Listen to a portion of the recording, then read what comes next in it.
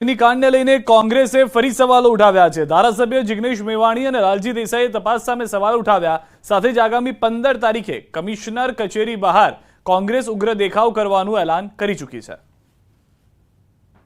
SIT એ મોરબી કાંડમાં પણ બની હતી અને મોરબી કાંડની મેટર લડી રહેલા એક એડવોકેટ મિત્ર સાથે વાત થઈ। એમણે કહ્યું કે મોરબી કાંડમાં દાખલ થયેલી ચાર્જશીટમાં એસઆઈટીના રિપોર્ટને મૂકવામાં આવેલ નથી।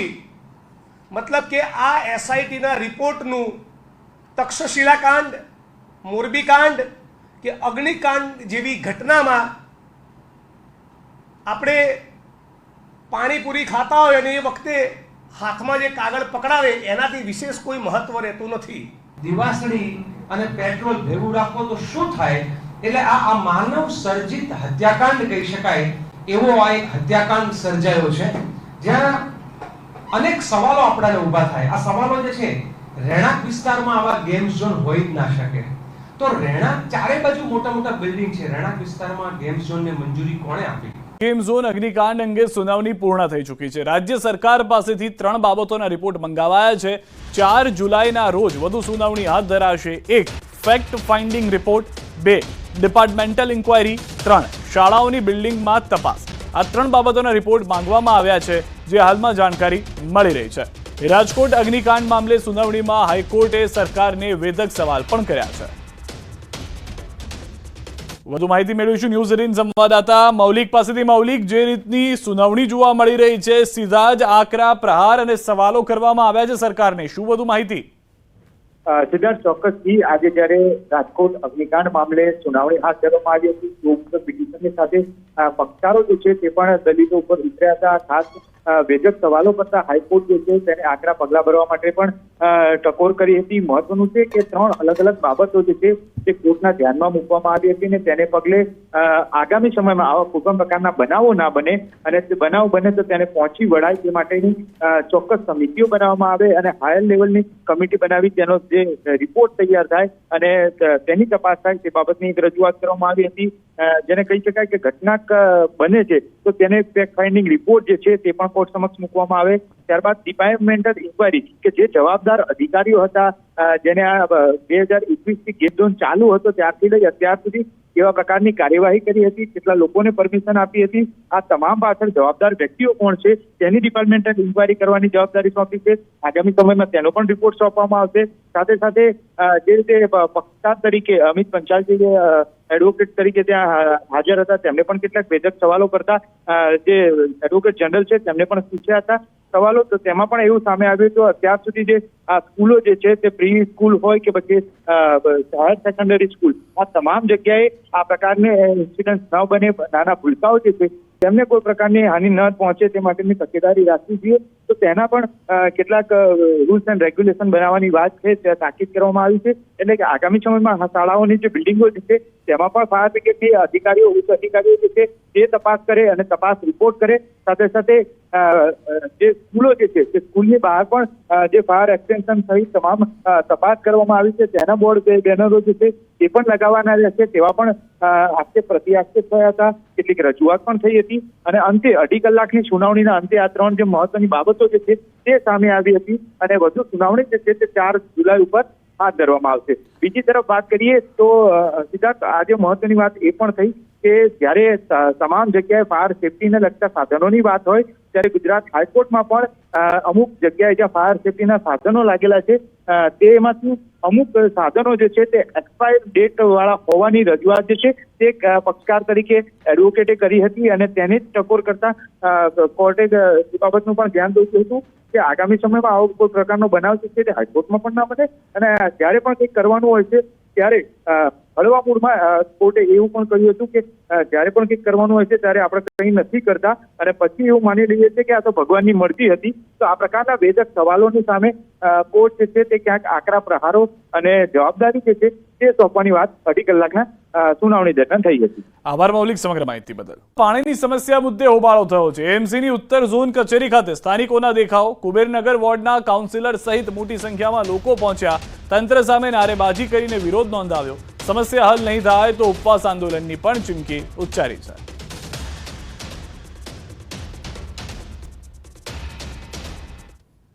વારંવાર કોર્પોરેશનના બોર્ડમાં વિરોધ કરી રહ્યા છે. આજે અમે નક્કી કર્યું છે પાણીના નિકાલની કોઈ બાંયધરી નહીં આપે ત્યાં સુધી અમે બધા અહીંયાથી જવાના નથી.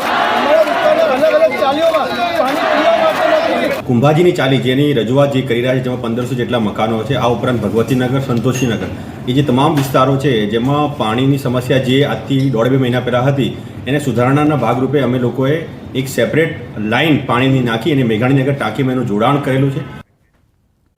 સાબરકાંઠાથી સમાચાર મળી રહ્યા છે. લારી ગલ્લા પાથરણા વાળામાં રોષ જોવા મળી રહ્યો છે. ઈડરમાં લારી ગલ્લા પાથરણા વાળાને દૂર કરતા રોષ, વિરોધ નોંધાવનાર વેપારીઓને રેલીની મંજૂરી ન આપતા તંત્ર સામે ભારે રોષ જોવા મળ્યો. સમગ્ર ઈડર શહેર પોલીસ છાવણીમાં ફેરવાયું છે. નગરપાલિકા દ્વારા જાહેર માર્ગની સાઈડમાં ધંધો રોજગાર કરતા વેપારીઓને તંત્ર દ્વારા દૂર કરાયા હતા. તંત્ર દ્વારા વૈકલ્પિક વ્યવસ્થા ન કરવામાં આવે ત્યાં સુધી ધંધો રોજગાર કરવા દેવામાં આવે તેવી માંગ ઉઠી છે.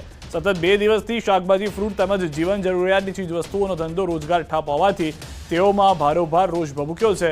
આવનાર દિવસોમાં તંત્ર દ્વારા માંગ સ્વીકારવામાં નહીં આવે તો વિરોધ યથાવત રાખવાની ચીમકી ઉચ્ચારાઈ છે. વધુ માહિતી ન્યૂઝ18 સંવાદદાતા ઈશાન પાસેથી મેળવીશું. ઈશાન, સમગ્ર ઘટનાની શરૂઆત ક્યાંથી થઈ હતી અને હાલમાં શું કહી રહ્યા છે પાથરણાવાળા લોકો? ચોક્કસ નગરપાલિકા દ્વારા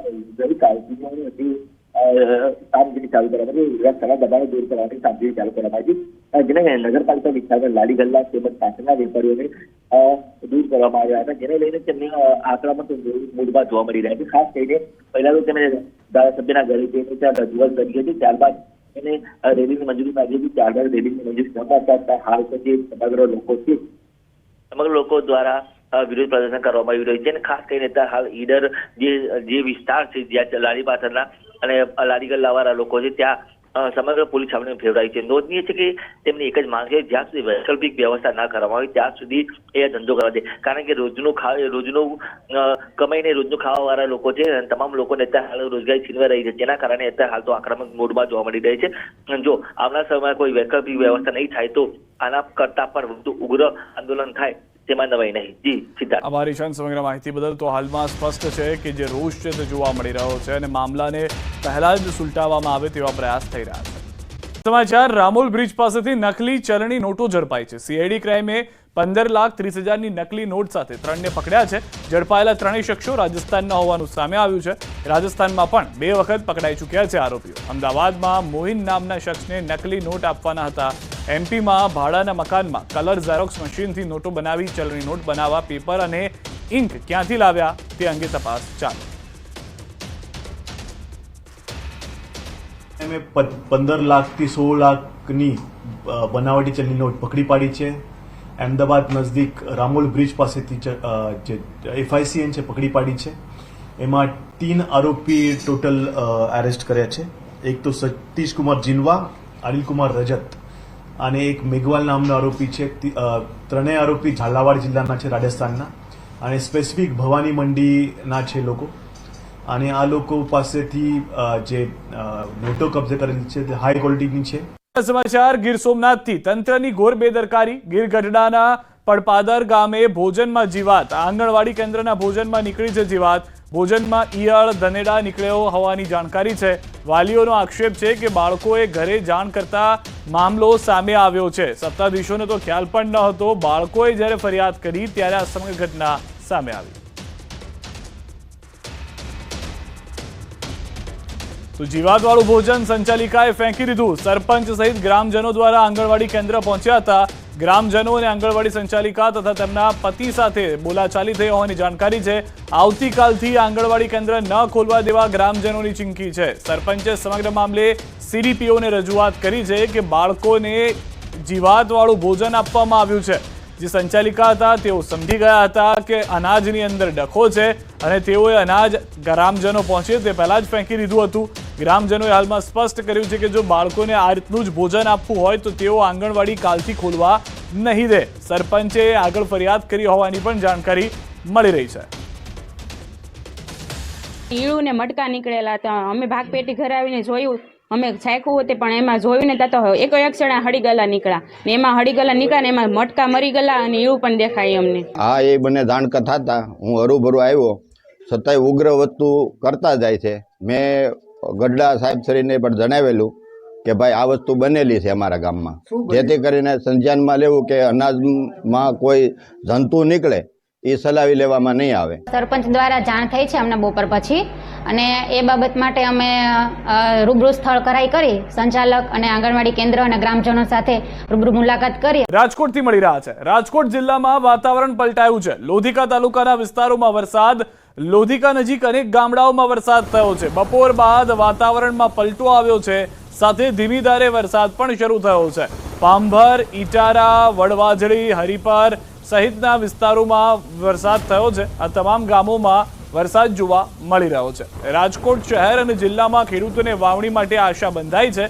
જે રીતના દ્રશ્યો આપ જોઈ રહ્યા છો, ચોમાસું ધીમું પડ્યું છે જે કહેવામાં આવી રહ્યું છે, પરંતુ સૌરાષ્ટ્રના કેટલાક વિસ્તારોમાં વરસાદની શરૂઆત થઈ ચૂકી છે.